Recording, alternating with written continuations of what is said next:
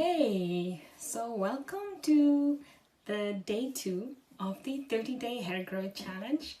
I'm so excited to have you here. Yesterday you got the introduction and you would have checked your hair length and taken a picture. Please, if you haven't done that yet, please do so today and share it on the group, the Facebook group, so we can all see it. Or if you don't have Facebook, just send us a DM or an email, right? So you will have checked your length and taken a few pictures. And today we're going to be talking about, ingredients to avoid for the best health of your hair and you in general. And it's something that's very close to my heart. And it's about ingredients to avoid. Now, I want you to think about this in general. So through or during this 30-day challenge, but also beyond the 30-day challenge, because there's so many chemicals and unhealthy ingredients used in a lot of cosmetics around the world, and so many people are dying from cancer or suffering from cancer, and we don't really know the cause. Now, some of these ingredients that I'm going to talk about today are actually known to have been brought into relation with causing cancer. So what I'm going to share with you first is how to identify safe products or unsafe products, and then obviously specifically for these 30 days, what we should definitely avoid.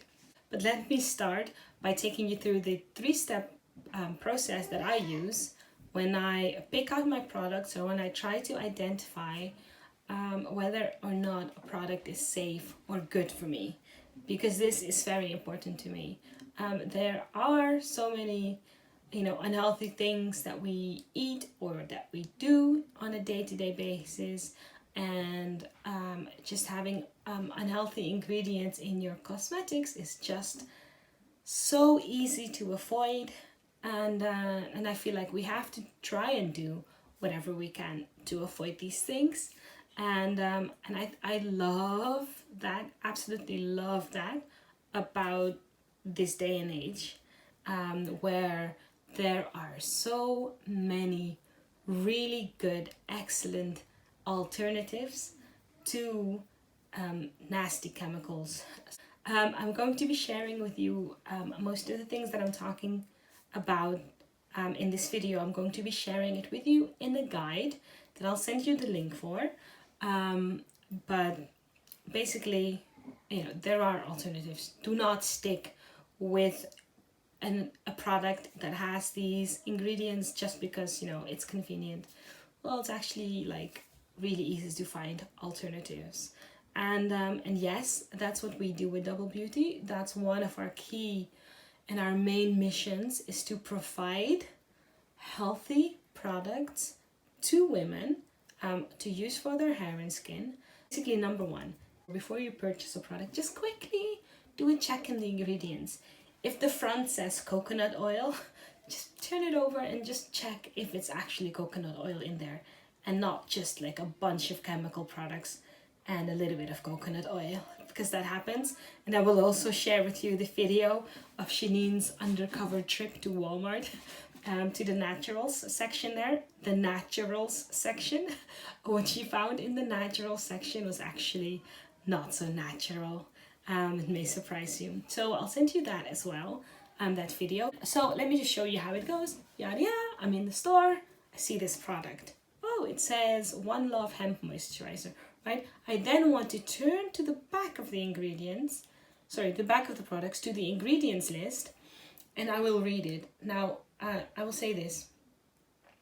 Don't, if there's a bunch of ingredients that you don't even know how to pronounce, they're very complicated, and it doesn't have like the plain English name next to it, so it's really unclear what it is. I would say 9 out of 10 times you can put that product back, because it's probably a lot of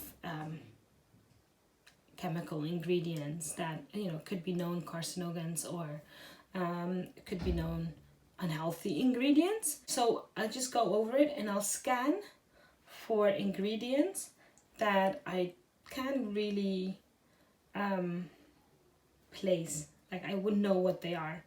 My rule is 5. If there's more than 5 weird names on there that I don't know, that sounds like they're ending in fate from sulfate, or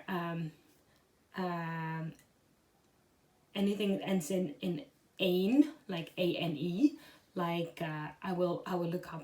If I see more than 5 of those, I won't even bother, right? So I'll only bother if there's less than 5, and then and if at least one of the first 5 ingredients is something that I know to be beneficial and that I know is natural. So that's the thing. The first ingredient on the list is the one that's the most of in one product, if that makes sense. So I'll look at, and the first one is some organic aloe leaf juice, aloe berbensis. Now I know my skin and my hair love aloe. It's like a great natural ingredient to use. So I know that this, that's the very first. Now the second one is organic coconut oil. Coconut oil, everybody knows I love coconut oil, and I know the health benefits of it. So that's basically enough for me to then go, okay, you know what, I'll look further. And if I don't see 5 unknown, I don't see more than 5 unknown ingredients, then I might sort of look further. And then, so you grab your phone, you look for that ingredient, and if it's a silicone, or if it's a mineral oil or a paraben, I would say put it aside. Don't even go back to it. And if it's not, there's a lot of ingredients that are less famous but also unhealthy, which I'll be sharing. I think about 20 in the guide that you're going to receive. So check the ingredient list. Are there more than 5 weird unknown ingredients that you can place?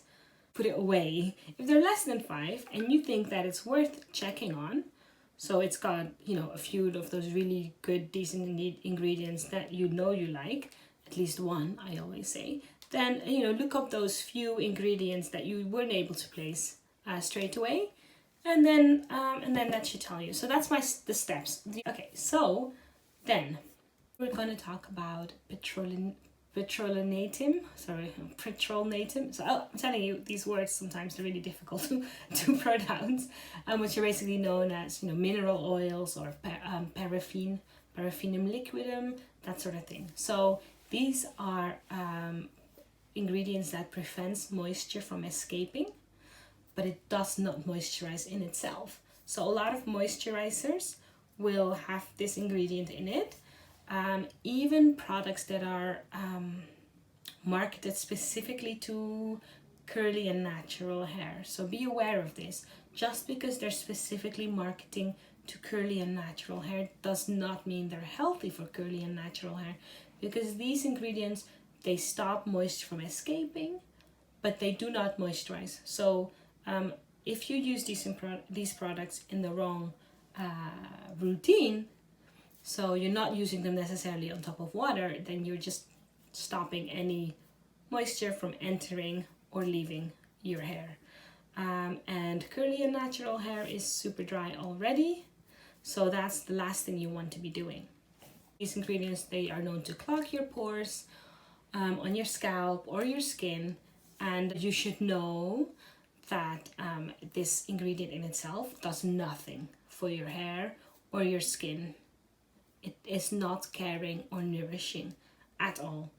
So the benefits are minimum, and the possible negative effects or impacts are actually quite high, because they could actually cause super dry hair. If you keep putting mineral oil on top of mineral oil on top of mineral oil, you're actually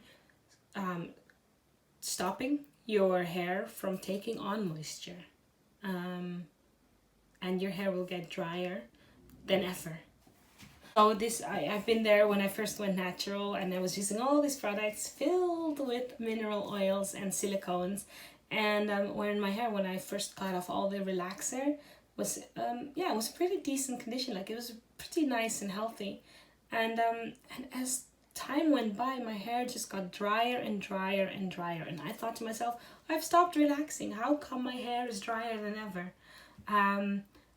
Because I didn't realize anything about ingredients and products. There's actually a really good app for that, which I'll share as well, if you like. So why should you avoid these, especially for the next 30 days?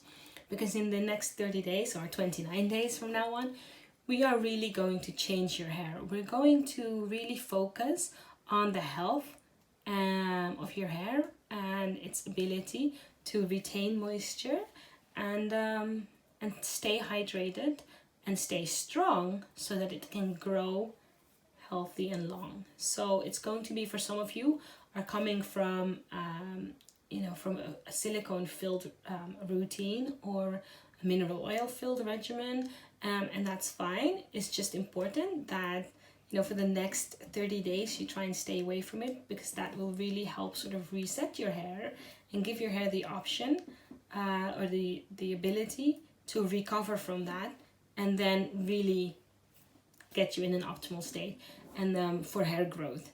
And hopefully by the time we finish these 4 weeks, you will be so happy with your hair that you'll never go back. And I do believe that you probably will.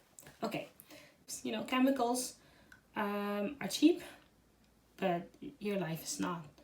And the health of your hair and skin and your general health is not cheap, and it's important. So I would urge you to look at these things and really stay away from them. And trust me, I've been there.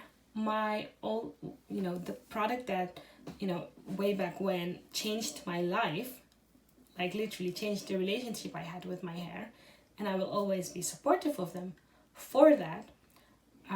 But that product contained silicones. I used it for a long time, and when I found out that when I got educated on these things, and I found out it contained silicones, I was heartbroken because I didn't want to say goodbye to that product, but I did. And I have to say, it sounds really harsh because I love that company, because they've changed my relationship with my hair back then. But it's just that we've moved on, and we can even do much better than that, because my hair, since I stopped using that product, has accelerated to the next level. It's just that much better, and I don't need the silicones to get shine anymore. So it's hard to say, and sometimes it's difficult to say goodbye to products like that. But in the long run, it really is just better. And I would never go back to using those products again. And I'm not saying they're bad. They probably had the best intentions. But you have to always keep wondering for yourself what's best for us, because there's other ways of giving your hair shine than silicones. And if you're happy washing your hair on a regular basis with sulfate shampoos or shampoos, then maybe silicones aren't that bad. But just keep in mind that washing your hair with shampoo regularly will also dry out your hair. So it's basically a lose-lose instead of a win-win. And you can't go wrong if you go natural. And I mean natural products with that. Okay, well, that's it for today. A lot of information, I know. And if you have any questions, please go into the Facebook group and we can start that discussion and talk to each other and help each other out. If you have a product that you're not sure about and you want to take a picture and put it on the group, I'll be happy to have a look at it, and even maybe to tell me what you use it for. I might be able to find you an alternative that does not contain those ingredients. And I'll be doing that only for you guys, because you are here in the challenge and you've made that commitment to improve your hair and to grow your hair. So I want to be there with you. So if you have any questions, feel free to put it in the group or send me a DM, and I will help you in that way. For today, in a few days we will be talking about hairstyles. So I know I told you to stay away from a lot of these ingredients that might be in your styling products, right? So while you're still finding that alternative and resetting your hair, etc., then you might struggle with styling, right? How you're gonna wear your hair. So I'll give you a few tips on protective, easy styles that will still look good without you using those chemicals and those stylers that you're so used to. Okay, all right. See you soon, everyone.